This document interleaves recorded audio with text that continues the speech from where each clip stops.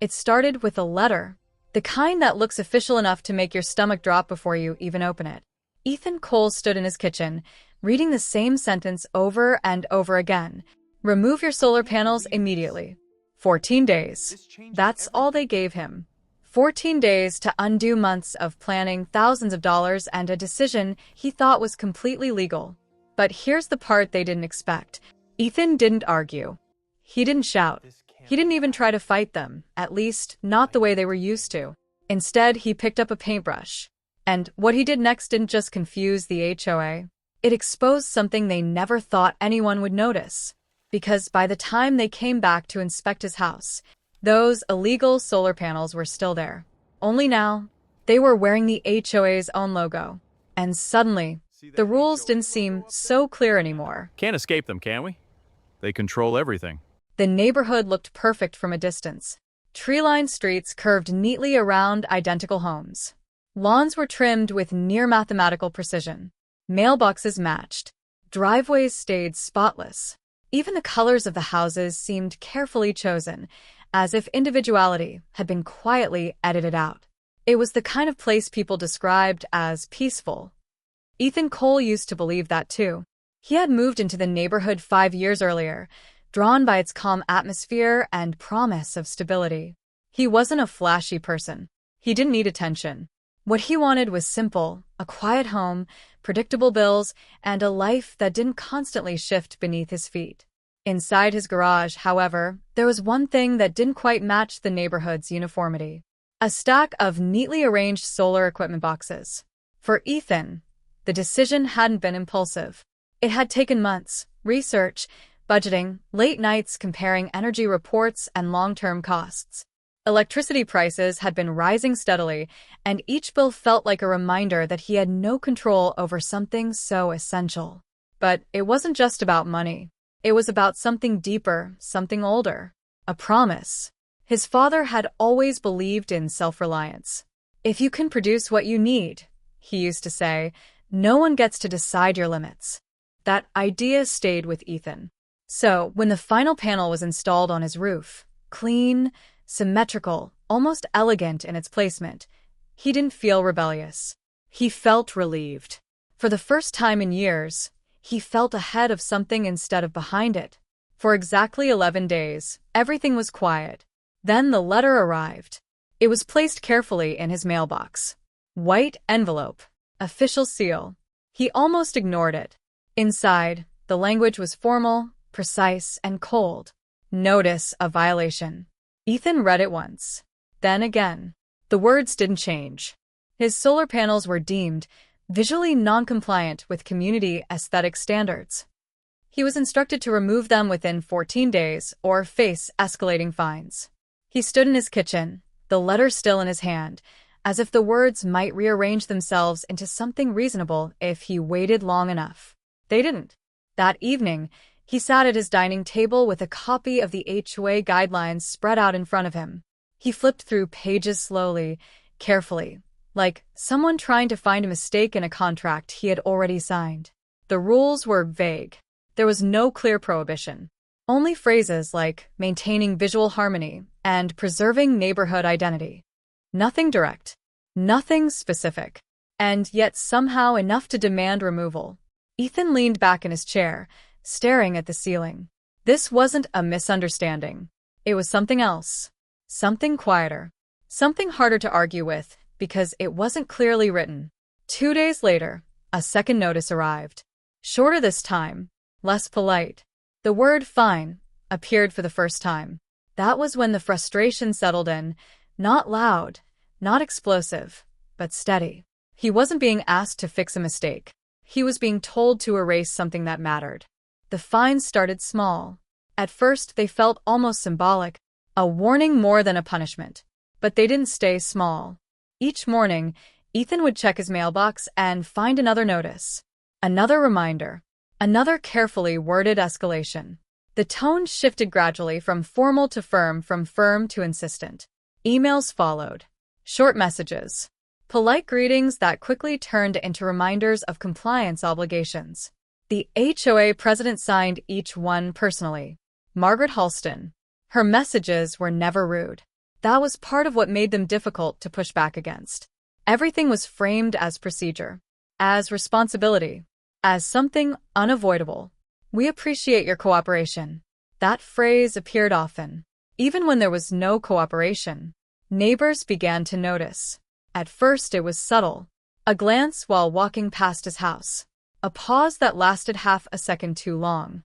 Then came the quiet conversations. A man across the street approached him one evening, lowering his voice as if the air itself might report what he said. "They did something similar to me last year," he admitted. "Different issue, same pattern." "What did you do?" Ethan asked. The man hesitated, then shrugged. "I fixed it." He didn't sound proud of that answer. He sounded tired. Not everyone spoke. Most didn't.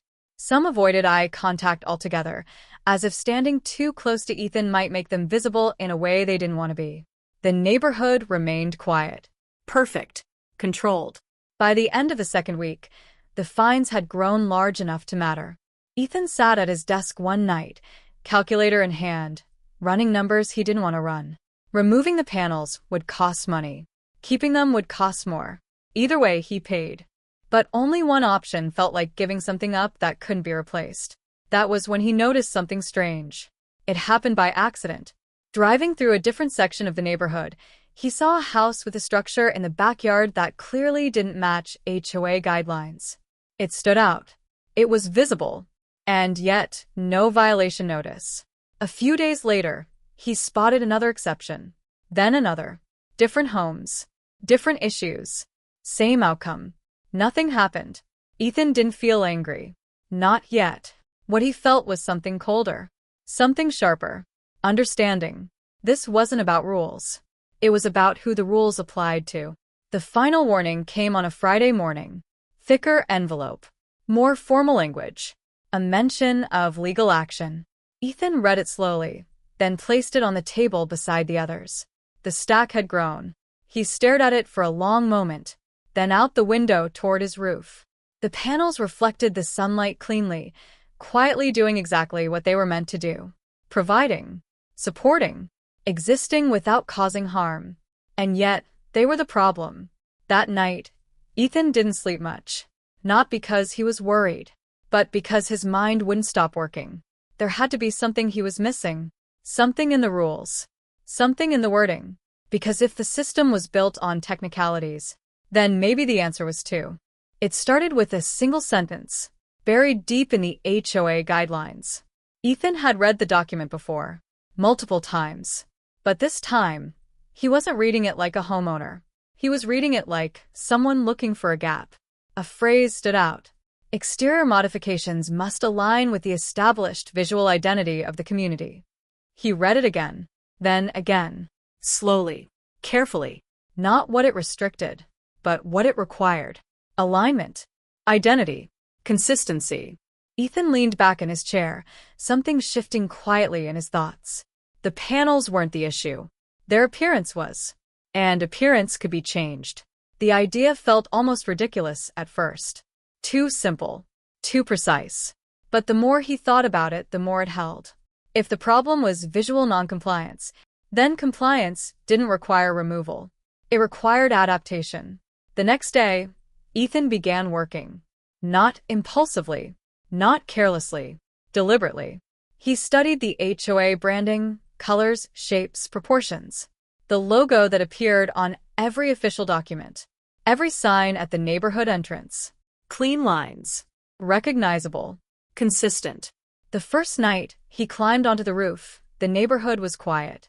Streetlights cast a soft glow across identical houses. No one was watching. Or, at least, no one was obvious about it. The work took time. Precision mattered. This wasn't an act of defiance. It was an act of interpretation. Each panel became part of a larger image. Measured. Aligned. Carefully executed. By the third evening, it was complete.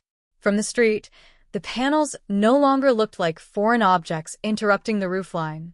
They looked intentional, integrated, almost approved. The reaction came quickly. A woman walking her dog stopped in front of Ethan's house, tilting her head slightly as she tried to process what she was seeing. A neighbor slowed his car just enough to take a longer look. No one said anything at first, but the silence felt different. When the HOA inspector arrived 2 days later, he stood in the driveway longer than expected. He looked up, then down at his clipboard, then up again. There was a pause. Not long, but noticeable. For the first time since the notices began, the rules didn't seem as clear. The meeting was scheduled for the following week. Formal, structured, unavoidable. Ethan arrived early. The room was already partially filled. A few neighbors sat quietly, their presence somewhere between curiosity and caution. At the front sat the HOA board. Composed, prepared, confident. Margaret Halston adjusted a stack of papers in front of her, her expression calm but firm. When Ethan's case was called, the room settled. He stood, not rushed, not hesitant, just steady. The discussion began as expected. References to guidelines, mentions of standards, carefully worded concerns about precedent. Then Ethan spoke, not loudly, not emotionally, clearly. He presented the same document they were referencing, the same wording, the same requirements, but with a different conclusion. The panels now reflect the community's visual identity, he explained. They align with the branding used throughout the neighborhood. There was a slight shift in the room, subtle, but real. Margaret responded, her tone measured, the intention of the rule. Ethan didn't interrupt. He waited, then replied, with respect, the document doesn't define intention. It defines requirements. A quiet murmur moved through the audience. Not loud enough to disrupt, but enough to be felt. The conversation continued, back and forth. Technical, precise. Neither side raising their voice, but both holding their ground. For the first time, the board wasn't directing the conversation. They were reacting to it. By the end of the meeting, no decision was announced. A review was required. More time needed, but something had already changed. Not on paper, but in perception. As Ethan left the room, he noticed something he hadn't seen before. People weren't avoiding eye contact. They were watching, thinking. The decision came quietly. No announcement. No meeting. Just a letter. Shorter than the others. Simpler. After review, the board had determined that the installation would remain pending future guideline clarification. The fines were reduced, then removed. No apology. None was expected. Life in the neighborhood returned to normal, at least on the surface. But small things began to shift. A homeowner down the street installed a modification that might not have been attempted before. Another questioned a notice instead of immediately complying. Conversations started happening. Quietly, carefully, but more openly than before. Ethan didn't become a symbol. He didn't try to. He went back to his routine. Work. Home. Quiet evenings. But the panels remained. And so did the logo. On certain evenings, as the sun lowered behind the houses, light reflected across the surface of the panels in a way that made them impossible to ignore. Not disruptive.